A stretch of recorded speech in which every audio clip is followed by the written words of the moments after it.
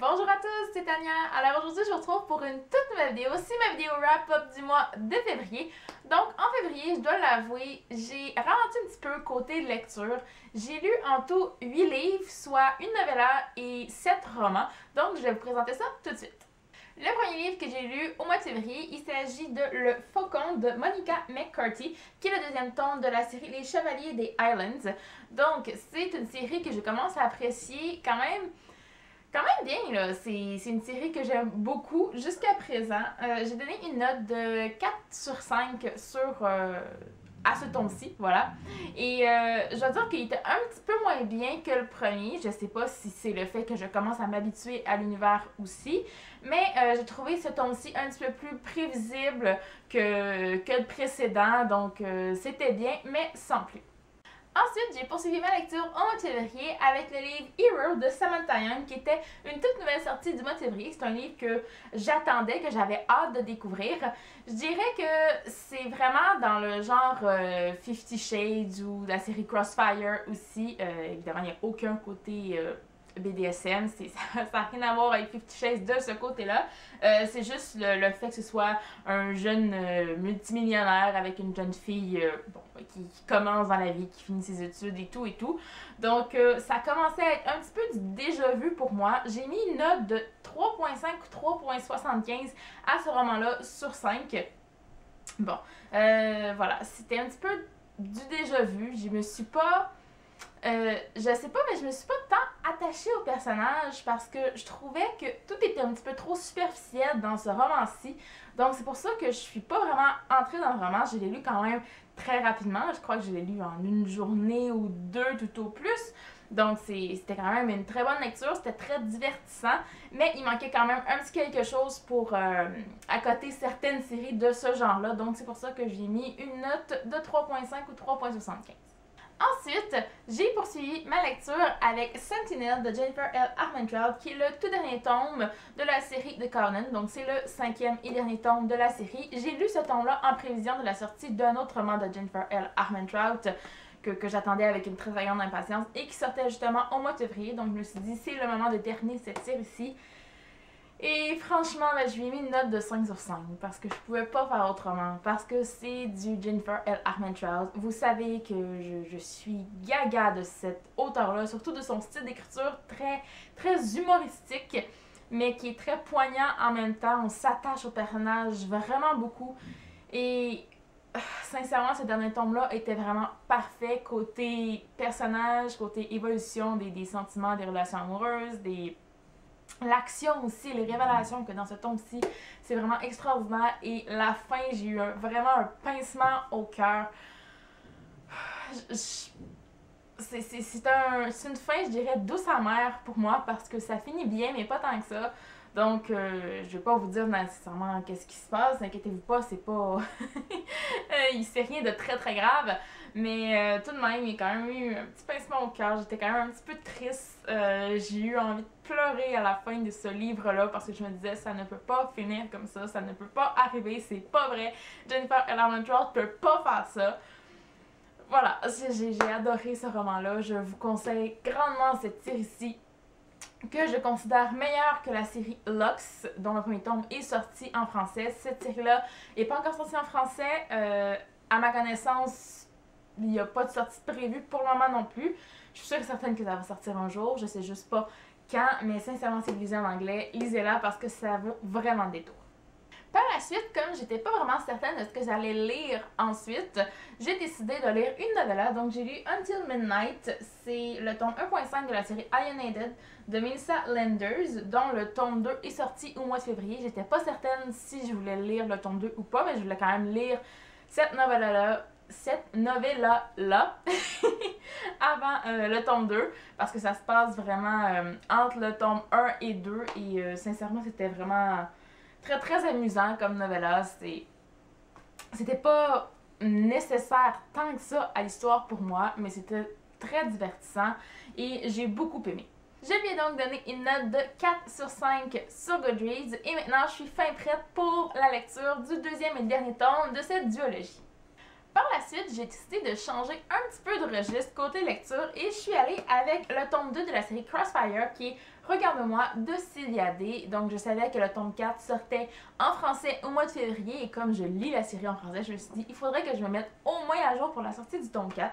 Donc j'ai lu ce tome-ci et je lui ai donné une note de 2.5 sur 5 sur Goodreads parce que voilà, je n'ai pas du tout apprécié l'interaction entre les personnages principaux dans ce roman-là. D'un côté, il y a le personnage masculin qui est Gideon là-dedans, qui va cacher beaucoup de choses à Eva, qui est le personnage féminin dans cette série-là.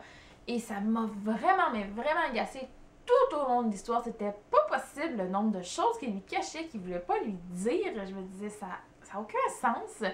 Et d'un autre côté, Eva là-dedans, mais c'est vraiment la jalousie fois 1000. Là. Ça n'a aucun bon sens comment qu'elle va interpréter certaines choses qui étaient très inoffensives à la base et changer et transformer en quelque chose de totalement différent.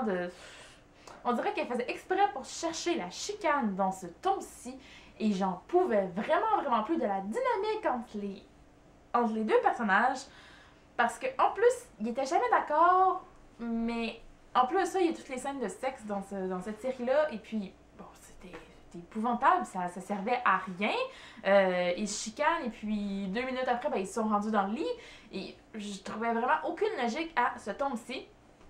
On voit les choses se mettre en place un petit peu plus vraiment à la toute fin de ce tome-ci et je dois dire que j'étais un peu choquée aussi quand j'ai appris la grosse révélation à la fin de ce tome-là. Genre, je me disais, waouh, quand même! Donc, voilà, je vous dis, je n'ai pas apprécié. C'est des choses qui arrivent. J'avais bien aimé ma lecture du tome 1, mais ça a vraiment descendu. Ça a vraiment baissé le niveau comparé au premier tome, ce deuxième tome-ci.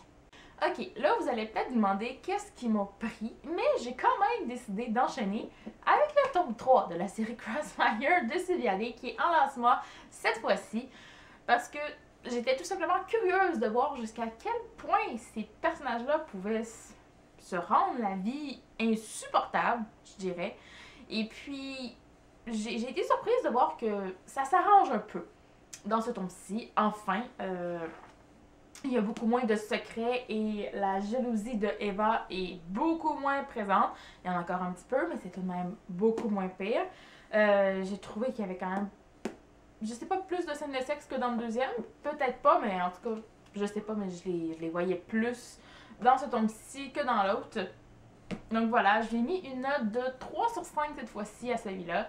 J'ai un petit peu plus apprécié, mais j'ai tout de même trouvé que il n'y avait pas vraiment de contenu à ce tome-ci. Il n'y avait rien de tangible, il n'y avait aucune intrigue principale qui se passait, donc c'était bien à lire, mais il y avait rien qui m'a vraiment accroché, ce qui fait que ça m'a pris quand même plusieurs jours à lire ce tome-ci. Et c'est évident que j'ai pas enchaîné tout de suite avec le tome 4 parce que je n'en pouvais plus. Il fallait vraiment que je change de style de lecture.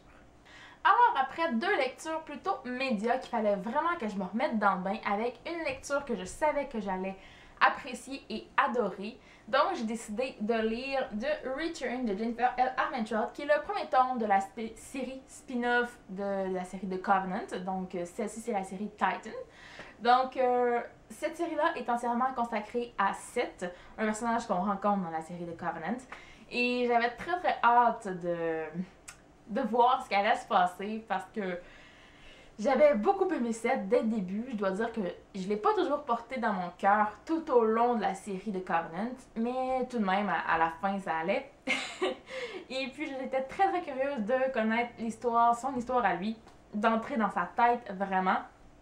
Et j'étais contente aussi parce que ce roman-là est une romance paranormale new adult. Donc, contrairement à la série de Covenant qui était du YA, ben celle-là c'est du new adult. Donc, on va un petit peu plus loin dans les sentiments, dans les scènes intimes aussi entre nos personnages. Et j'ai beaucoup apprécié ce roman-ci. Je lui ai donné une note de 4.75 sur 5 à ce premier tome. Je lui ai pas mis une note de 5 sur 5 tout simplement parce que je trouvais que c'était... Bon, c'est un premier tome, on met en place beaucoup de choses, mais j'ai trouvé qu'il y avait quand même beaucoup de potentiel. Ce tome-ci était à la limite peut-être un peu prévisible. C'est pour ça aussi que je lui ai pas mis une note parfaite, mais sincèrement, j'ai adoré ce tome-ci. Et les scènes entre, entre nos deux personnages principaux dans ce tome-ci, c'est un vrai délice, voilà.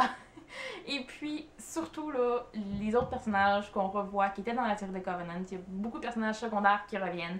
En particulier deux que j'avais très hâte de revoir et qui ont mis une véritable touche d'humour dans ce livre-là. C'était pas possible, les répliques des fois qu'on avait qui me faisaient rire. Je ne peux encore une fois que vous recommander la lecture de ce livre-ci. Évidemment, il faut avoir lu la série de Covenant avant, mais c'est du Jennifer L. Armentrout, donc je ne pouvais qu'aimer cette lecture-ci.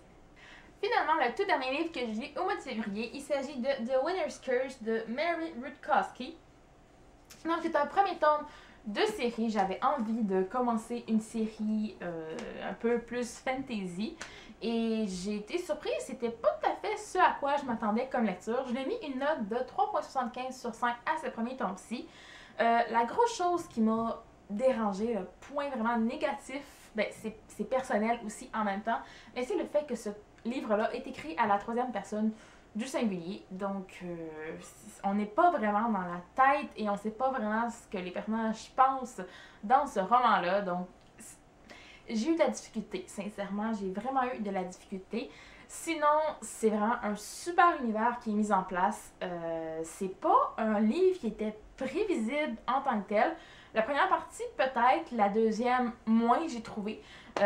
Il nous laisse sur un... peut-être pas un cliffhanger, mais quand même, on voit qu'il va se passer beaucoup de choses dans le deuxième tome que j'ai vraiment très hâte de lire, qui sort le 3 mars en anglais. Donc c'est pour ça que j'ai décidé de lire celui-ci aussi au mois de février. Voilà, j'ai beaucoup apprécié l'univers. Il y a un aspect... L'aspect politique est très présent dans ce tome-ci, peut-être même plus que la romance, je dirais. C'est pas... Il y a des gens qui disaient que oui, la romance est très présente dans ce tome-ci. Moi, j'ai pas trouvé tant que ça, sincèrement. J'ai trouvé que les sentiments des personnages, bon, c'était parfois un peu, pas nécessairement précipité, mais on dirait que ça apparaît tout d'un coup. On dirait qu'on n'en entend pas tant parler pendant une bonne partie du roman, et puis tout d'un coup, ça apparaît. Mais c'est bizarre, c'est peut-être moi aussi durant ma lecture. Je dois avouer que parfois j'ai eu un peu de difficulté avec l'écriture de l'auteur. Je suis pas totalement bilingue non plus. Donc ça arrivait que je butais sur certains mots, sur certaines phrases, sur certaines expressions. Donc c'est peut-être ça aussi qui a ralenti un peu ma lecture également. Donc voilà, j'ai bien aimé les personnages, mais je me suis pas nécessairement attachée non plus à eux énormément dans ce premier tome-ci. J'ai hâte de voir ce qui va se passer dans le deuxième côté évolution de ces personnages-là. Mais voilà, j'ai tout de même très hâte de lire le deuxième tome de la série que je suis sûre et certaine qu'il va être bien meilleur que ce premier tome-ci.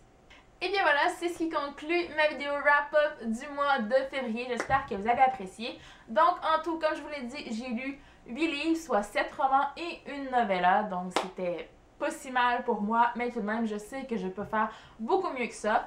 J'ai aussi dans mes résolutions de l'année 2015, j'avais de terminer au moins une série par mois, c'est fait. J'allais publier une vidéo review aussi par mois, c'est fait aussi. Je l'ai fait sur la duologie Clip Wings de Helena Hunting, donc je vous mettrai le lien en barre d'infos si vous avez envie d'aller voir ma vidéo review sur cette série-là.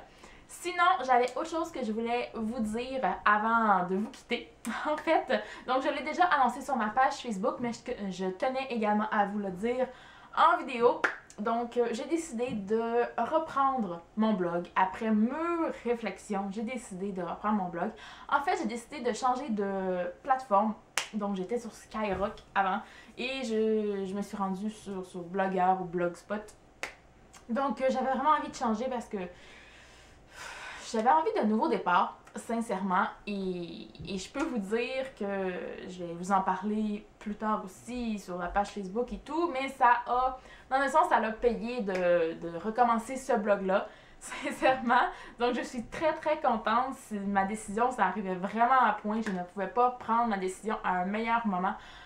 En ce moment, dans ma vie, dans l'univers, je sais pas là, mais tout s'est accordé pour que tout arrive en même temps et que ce soit vraiment le moment de recommencer mon vlog. Donc je suis très heureuse. J'ai mis pour le moment j'ai mis toute l'actualité de mon année 2015. Donc à partir du 1er janvier, vous avez toutes mes vidéos, mes avis aussi. Voilà, je commence ce blog-là. Il va changer beaucoup au cours des prochaines semaines.